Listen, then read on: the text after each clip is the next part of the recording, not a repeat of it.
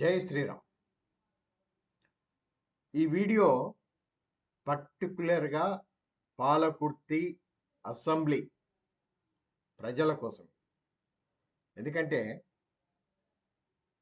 ఇద్దరు, ఇటు కాంగ్రెస్ ఉండొచ్చు, ఇటు బీఆర్ఎస్ ఉండొచ్చు, వీళ్ళిద్దరి గురించి తయారు చేస్తున్న ఈ వీడియో. పేద ప్రజలకు సూక్ష్మ రుణాలు ఇవ్వాలి అంటే వాళ్లకు రుణభారం ఉండకూడదు అని ఉద్దేశంతో స్వయం సహాయక బృందాలతోటి అంటే సమాఖ్యలు అంటాం మనం ద్వారా 48 గంటల వ్యవధిలో చిన్న చిన్న రుణాలు అత్యవసరానికి తీసుకోవాలి అంటే ఒక సంస్థ కావాలి అనే ఉద్దేశంతో 2012లో తెలంగాణ ప్రభుత్వము స్త్రీ నిధి క్రెడిట్ కోఆపరేటివ్ ఫెడరేషన్ లిమిటెడ్ అనే ఒక సంస్థను స్థాపించడం జరిగింది. ఇక్కడ మనం చూస్తున్నాం ఆ సంస్థ గురించి కూడా. ఈ సూక్ష్మ రుణాలు మైక్రో ఫైనాన్స్ సంస్థలు ఎలా పనిచేస్తాయి అంటే అవి రిజర్వ్ బ్యాంక్ ఆఫ్ ఇండియా నియంత్రించబడతాయి. రిజర్వ్ బ్యాంక్ ఆర్బిఐ ద్వారా నియంత్రించబడతాయి. ఇది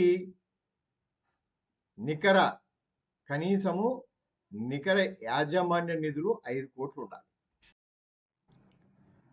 పాలకుర్తి ప్రజలకు బాగా తెలుసు స్త్రీ నిధి పరపతి సంఘం ఏదైతే ఉందో దాని గురించి మీకు బాగా తెలుసు.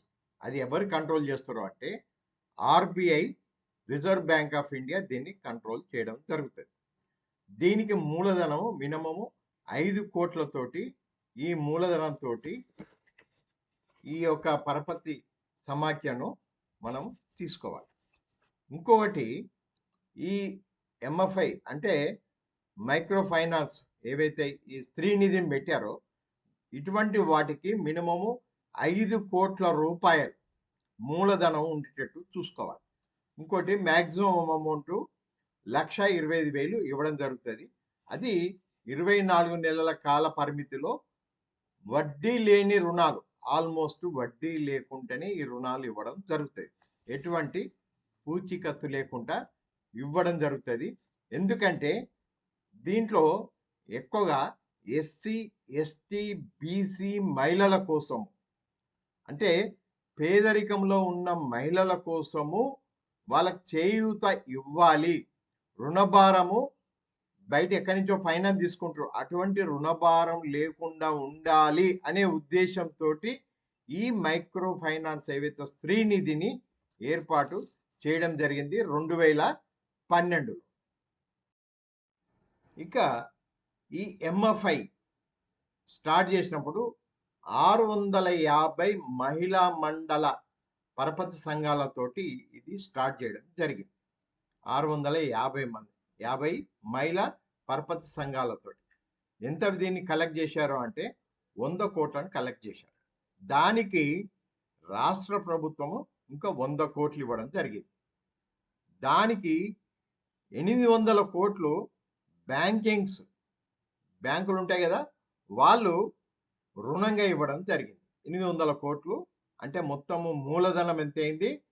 1000 కోట్ల మూలధనంతోటి స్త్రీ నిధి పరపతి సంఘం స్టార్ట్ చేయడం జరిగింది. మొత్తము 1000 కోట్లతోటి ఈ పరపతి సంఘాన్ని, స్త్రీ నిధి పరపతి సంఘాన్ని స్టార్ట్ చేయడం జరిగింది 2012లో. తర్వాత ఏమైంది? దాన్ని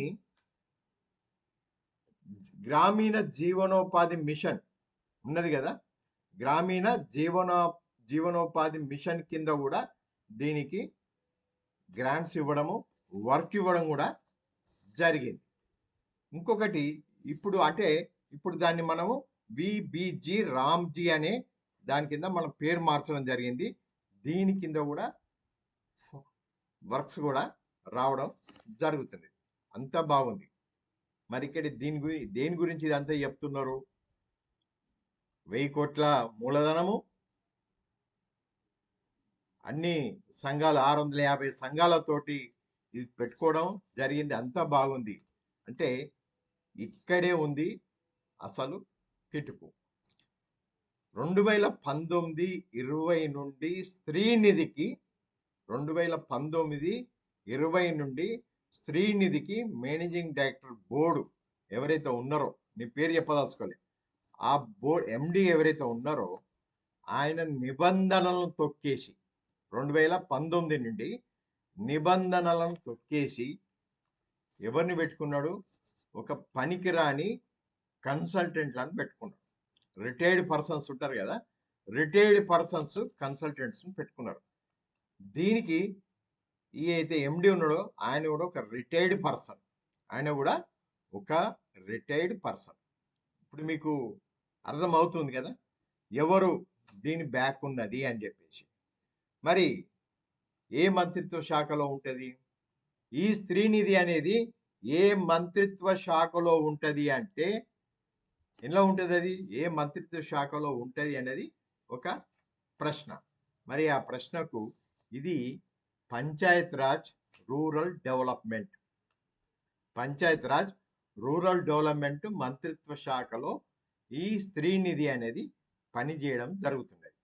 మరి 2019 నుండి దీనికి మినిస్టర్ ఎవరు? ఎర్రబెల్లి దయాకర్ రావు. ఇప్పుడు మినిస్టర్ ఎవరు? ఇప్పుడు మినిస్టరు శ్రీమతి సీతక్క గారు, ములుగు ఎమ్మెల్యే. వీళ్ళిద్దరు కూడా ఉమ్మడి వరంగల్ జిల్లా నుండి మంత్రి వర్యులు. ఎర్రబెల్లి దయాకర్ రావు మాజీ మంత్రి వర్యులు పంచాయతీరాజ్, ఇప్పుడు సీతక్క పంచాయతీరాజ్ మినిస్టర్. అయితే ఈ స్త్రీనిధిలో ఏమి అక్రమాలు జరిగినాయి అది ఇప్పుడు దాని గురించి మనం మాట్లాడదాం. 2019 నుండి స్త్రీనిధి నుంచి ఫండ్స్ అలొకేషను ఇల్లీగల్గా జరిగింది. మరి అప్పుడు మంత్రి ఉన్న దయాకర్ రావు, ఇప్పుడున్న సీతక్క ఎవరు రెస్పాన్సిబుల్ తీసుకుంటారు? మరి ఎర్రబెల్లి దయాకర్ రావు మీద గెలిచిన యశస్విని రెడ్డి ఎందుకని స్త్రీనిధి అక్రమాల గురించి మాట్లాడడం లేదు? వీళ్ళిద్దరి మధ్యన ఏమైనా లింక్ ఉన్నదా? డాట్స్ కనెక్ట్ చేసుకుందాం. డాట్స్ యశస్విని రెడ్డి, ఎర్రబెల్లి దయాకర్ రావు, మంత్రి సీతక్క ముగ్గురికి డాట్స్ కలిపితే ఏమైనా లింక్ ఉందా అనేది నాకు ఒక డౌట్. మరి ఇన్ని విషయాలు తెలిసిన తర్వాత, అక్రమాలు జరిగినాయని తెలిసిన తర్వాత ఆమె ఎందుకు యాక్షన్ తీసుకోవడం లేదు? ఎందుకు ముందుకు పోవడం లేదు? ఎక్కడ ఏదో ఉన్నది, అది ఏంటిది? అది యశస్విని రెడ్డి గారు తెలియాలి. లేకపోతే మీకు తెలియకున్నా, మీకు యశస్విని రెడ్డి గారు మీకు తెలియకున్నా పాలకుర్తి ప్రజలకు తెలియాలి ఏమి అక్రమాలు జరిగినాయని. అవి ఇప్పుడు నేను ఈ వీడియో ద్వారా నేను పాలకుర్తి ప్రజలకు తెలియాలనే ఉద్దేశంతో ఈ వీడియో చేస్తాను. ఇక మొట్టమొదటి స్త్రీనిధిలో జరిగిన అక్రమాలలో మొట్టమొదటిది సామాజిక బాధ్యత కింద సిఎస్ఆర్, కార్పొరేట్ సోషల్ రెస్పాన్సిబిలిటీ కింద 2019 నుంచి 23 వరకు COVID-19 కింద స్వయం సహాయక బృందాల మహిళలకు ప్రత్యేక శిక్షణ వంటి పేరిట స్త్రీనిధుల నుండి సుమారు 8 కోట్లను ఎర్రబెల్లి ట్రస్ట్ అకౌంట్కు మార్చారా లేదా? మళ్ళీ ఒకసారి జాగ్రత్తగా వినండి. ఎర్రబెల్లి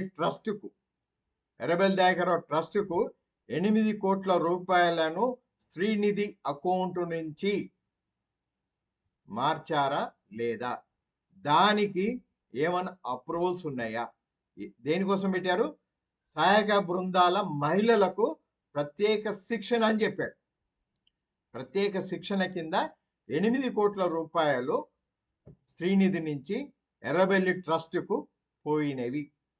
దీని గురించి యశస్విని రెడ్డి గారు మీరు దమ్ముంటే దీని మీద ఎంక్వైరీ చేపించే కెపాసిటీ మీకు ఉందా? మరి 8 కోట్ల రూపాయలు ట్రాన్స్ఫర్ చేసినప్పుడు మేనేజింగ్ డైరెక్టర్కు ఉన్న లాలూచి ఏంటిది? రెండవది, 2019 నుంచి ప్రతి ఆర్థిక సంవత్సరంలో దాదాపు 5 కోట్ల రూపాయలు అకౌంట్ నుంచి మారుతున్నాయి. లెక్క లేకుండా, దానికి లెక్క సరిపోకుండా 5 కోట్ల రూపాయలు వేరే అకౌంట్లకు మారుతున్నాయి. దానికి ఎర్రబెల్లి దయాకర్రావుకి ఏమన్నా సంబంధం ఉన్నదా? మరి 2012 నుంచి ఇప్పటిదాకా దీని ఎండిగా ఉన్న వ్యక్తికి ఇప్పుడున్న సీతక్కకు అప్పుడున్న దయాకర్రావుకి ఏమన్నా సంబంధం ఉన్నదా? ఉంటే వీళ్ళు తెలిసినా తెలియనట్టు యాక్షన్ చేస్తున్నారా? దీనికి ఎవరు బాధ్యులు? ప్రతి సంవత్సరం 5 కోట్ల రూపాయలు అకౌంటబుల్ అమౌంట్ మారుతున్నది, వేరే అకౌంట్లో పోతున్నాయి. ఏ అకౌంట్లో పోతున్నాయి? దానికి మీరు సమాధానం చెప్పగలరా? యశస్విని రెడ్డి గారు, మీరు దీని మీద ఎంక్వైరీ చేపించే దమ్ము ధైర్యం మీకున్నదా? ఇది నా రెండవది. 21వ సంవత్సరంలో 2021 సంవత్సరంలో ఎటువంటి నిబంధనలు పెట్టిందంటే బ్రాండెడ్ కంప్యూటర్స్, హార్డ్ డిస్కులు, ల్యాప్టాప్లు, డెస్క్టాప్లు, ప్రింటర్లు, కంప్యూటర్ పేపరల్స్ ఏవైతే ఉన్నాయో ఇవన్నీ 6 కోట్లకు ఒక టెండర్ వాడింది బ్రాండెడ్ ఐటమ్స్ కోసం. మరి ఈ 6 కోట్ల ఏవైతే ఎలక్ట్రానిక్ వస్తువులు కొన్నారో అవి అన్ని బ్రాండెడా కాదా? ఇవేవి కూడా బ్రాండెడ్ కాదు. ఎక్కడి నుంచి కొన్నారు? ఎర్రబెల్లి దయాకర్రావు యొక్క సన్నిహిత వర్క్ వాళ్ళ దగ్గర నుంచి 6 కోట్ల రూపాయల హార్డ్ డిస్కులు, ల్యాప్టాప్లు ఇవన్నీ కొన్నారు. దీనికి సీతక్క గారు, యశస్విని రెడ్డి గారు ఎంక్వైరీ చేపిస్తారా? దీని గురించి మీరు మాట్లాడతారా? ఇది నా మూడవ. ఇక 4వ ప్రశ్న, రాష్ట్ర ఆర్థిక శాఖ ప్రకారం వాళ్ళ యొక్క రూల్స్ రెగ్యులేషన్స్ ప్రకారము 350 కోట్ల రూపాయల టర్నోవర్ ఉన్న ప్రతి సంస్థను ఒక ఐఏఎస్ ఆఫీసరు ఉండాలి. మరి ఇది దాదాపు 5,400 కోట్ల రుణాలతోటి ఉన్న శ్రీనిధినికి ఎందుకు ఐఏఎస్ ఆఫీసర్ కంట్రోల్లో లేదు? 2012 నుంచి ఇప్పటి వరకు ఆ ఒక్క ఎండీనే ఎందుకుంటున్నాడు? ఇప్పటి వరకు ఉంటున్నాడు ఆయన, ఇంకా ఉన్నాడు, ఈ రోజు కూడా ఆ ఎండీనే ఉంటున్నాడు. ఇక్కడ అక్రమాలు జరుగుతున్నాయి శ్రీనిధిలో అని తెలిసి కూడా ఆయనను ఉంచుతున్నారు అంటే ఆయన ఎవరిని కంట్రోల్ చేస్తున్నాడు?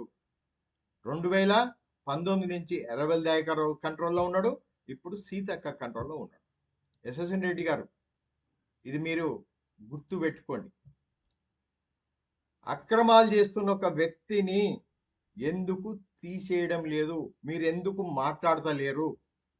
ఈ శ్రీనిధి ఇష్యూలో మీరు ఎందుకు నోరు విప్పడం లేదు?